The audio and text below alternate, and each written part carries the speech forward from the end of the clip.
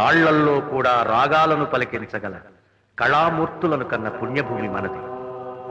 ఈ దేశంలో ఉద్భవించిన కళలన్నీ ఆ పరమేశ్వరుని పాదాలను అలంకరించిన స్వర్ణ కమలాలు.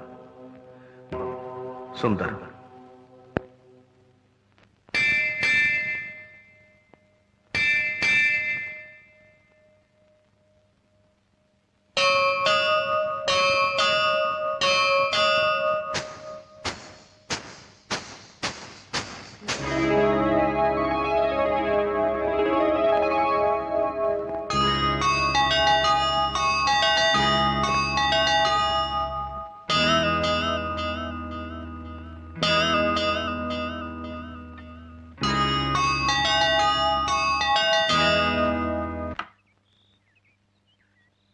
శివ, ఆ బ్యానర్ థియేటర్ తీసుకెళ్ళి నేను వచ్చేస్తాను. అలాగే సార్.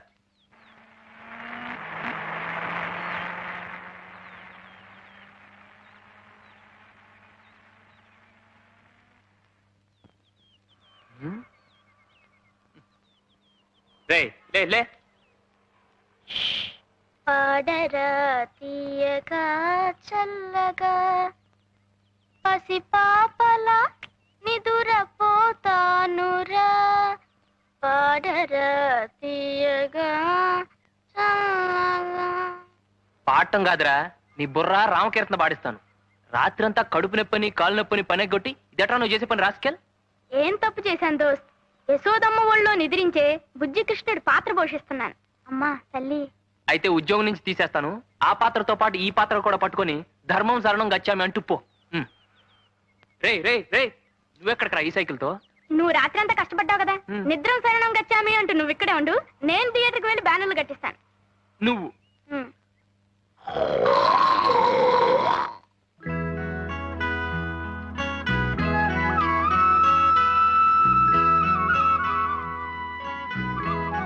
అమ్మగారు ఈ మొక్కగా? అదే. ఇక్కడ నమస్కారం అండి. నమస్కారం. ఏ సావిత్రి, మీ నాన్నగారి కంటికి ఎలా ఉంది? పర్వాలేదండి. రేపు మీ కోడలు గారు ఊరికెడుతున్నారట కదండి? అవును. ఏం లేదు, అప్పడాలు వడియాలు ఇచ్చి పంపుతారేమోనని. ఓహో అదా.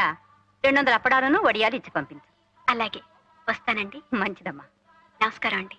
ఎందుకత్తయ్యా ఇక్కడి నుంచి మోతబరువు? ఈ అప్పడాలు వడియాలు అక్కడ దొరకవనా? అది కాదమ్మా, ఆ అమ్మాయి ఎవరనుకున్నావు? వేదాంతం శేషేంద్ర శర్మగారు కూతురు. శర్మగారంటే ఆ రోజుల్లో నటరాజుకు మారుపేరన్నమాట.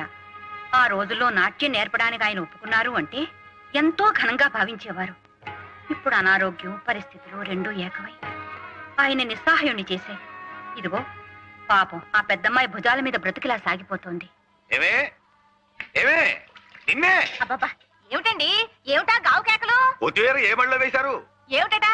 వంకాయ బజ్జీలోకి. ఇవాళ నేను వంట చేస్తున్నాను ఎవరు చెప్పారు?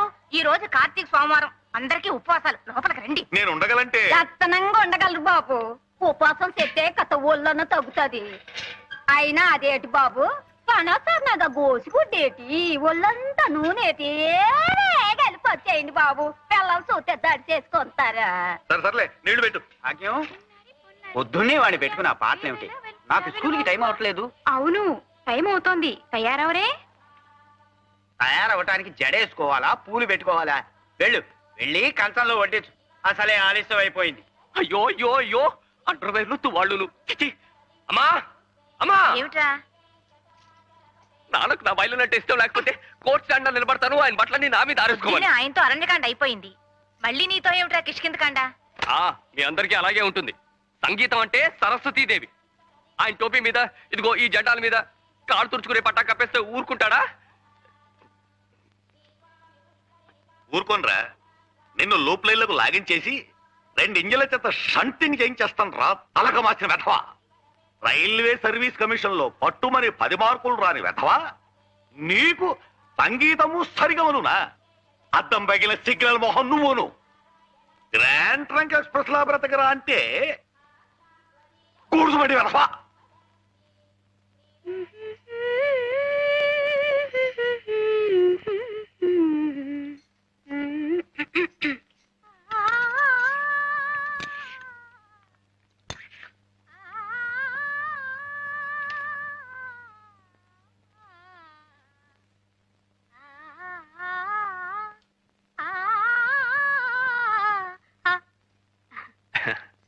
మీ అద్దె గురించా?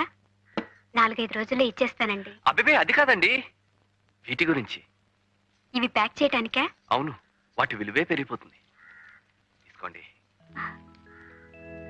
ఇవన్నీ కొనాలంటే ఖర్చు కదా. కొంటలేదు, ఉపయోగిస్తున్నారు అంతే. అమ్మాయి గారు అంట్లు వేసిన నువ్వు కాలు, మా ఇంట్లో పని అయిపోయిందా? ఈ మధ్య నన్ను వండలే బావు. అయినా ఈ ఆడకూతురు చూస్తే తండ్రి సాటున పదిలంగా పెరిగిన పిల్ల పయ్యత్తురాలు. తమరేమో స్టేషన్లో గంటనాక మీ అయ్య కొడితేనే టంగుమనే పిరికి మారాదు. మేమెవరో లేకపోయినా తమరిద్దరూ కలిసి సెట్టా పట్టాలు వేసుకొని తిరగలరా? చెట్టు పొట్ట ఎక్కి ప్రేమ గీతాలు పాడుకోగలరా?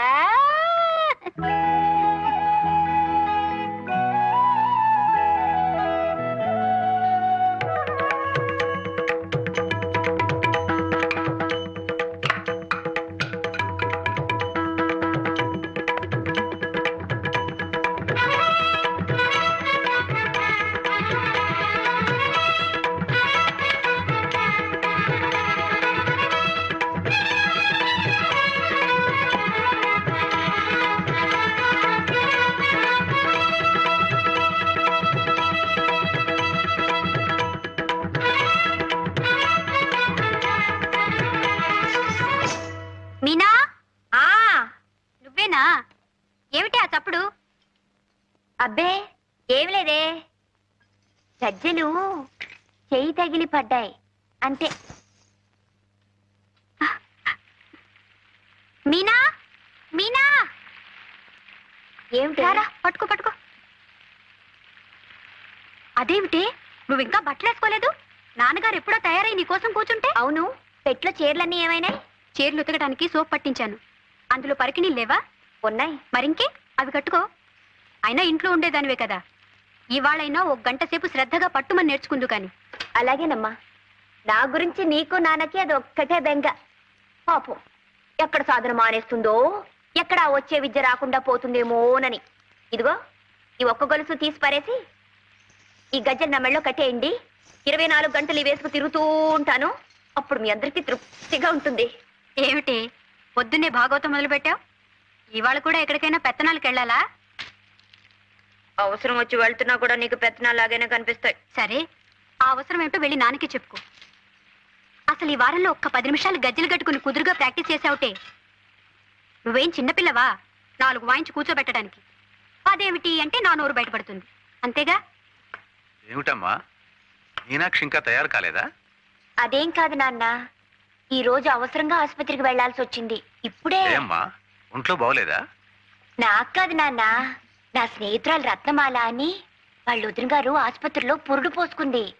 పాపం వాళ్ళ అమ్మగారు ఎంతో ఇదిగా, అమ్మా మీనా, మా అమ్మాయి కాస్త తోడుగా ఉండు తల్లి, ఇవాళ మంచినీళ్ళు వచ్చే రోజు నీ వెళ్ళి మంచినీళ్ళు పట్టుకుని అమ్మాయికి పచ్చిని తీసుకొస్తాను ఏమ్మా అని ఎంతో ఇదిగా అడుగుతుంటే ఎలా కాదంటావు నాన్న? అర్థం చేసుకోదు. నువ్వు పాఠం నేర్చుకోకుండా ఎగ్గొడతావేమోనని దాని భయం.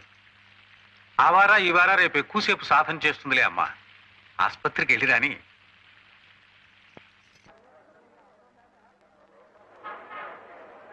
ఇదిగో శివ, కొంచెం రైట్కి. కరెక్ట్, అలా కట్టి. సినిమాలు వచ్చేసింది, దిగవే. నీ రూపాయలు ఎలా ఇవ్వు.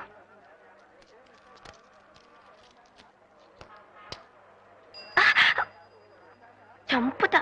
అది కాదే, నువ్వు మీ నాన్నగారితో నాకు కడుపు వచ్చింది, హాస్పిటల్కి వెళ్ళాలని చెప్పి ఇలా వచ్చేసావా? అవును. పెళ్లి పెటాకులు లేకుండా పిల్లలేమిటే? ఉత్తుత్తునే అంటే నిజంగా అయిపోయినట్టే ఏడుస్తావేమిటి? ఆపద్ధర్మానికి ఏవేవో చెప్తూ ఉంటాం, అర్థం చేసుకోవు. పైన తదాస్తు దేవతలు ఉంటారట. నువ్వు మీ నాన్నగారితో నాకు కడుపు వచ్చిందని చెప్పిన మాట వాళ్ళు విని తదాస్తు తదాస్తు అంటే కుంతీదేవి అని పేరు మార్చుకుంది గాని అటు చూడు, అప్పుడే ఎంత క్యూవో. ముందు పద. హలో, మీకు వినపడుతుందండి? నాకు వినపడుతుందండి. మొదటి రోజు కదా అని 7 గంటలకే బుకింగ్ ఓపెన్ చేసి. ఈ సినిమాలో హీరోయిన్ ప్రతి పాటలో ఒక్కొక్క లైన్కి ఒక్కొక్క డ్రెస్ వేసిందట. బా, అదృష్టం అంటే అది. ఏం అదృష్టం? ఆ డ్రెస్సులన్నీ కంపెనీ వాళ్ళు తీసుకెళ్లిపోతారట. హీరోయిన్లు కంపెనీ దాకా రానిస్తారేమిటి? విప్పేసినట్టు వాళ్ళ అమ్మలు ఇంటికి రవాణా చేసేస్తారట. ఈ లెక్కన ఒక్కొక్కళ్ళకి ఎన్ని 100 డ్రెస్సులుంటాయో. అయితే వచ్చే జన్మలో నువ్వు హీరోయిన్ గా పుడుతూ గానిలే.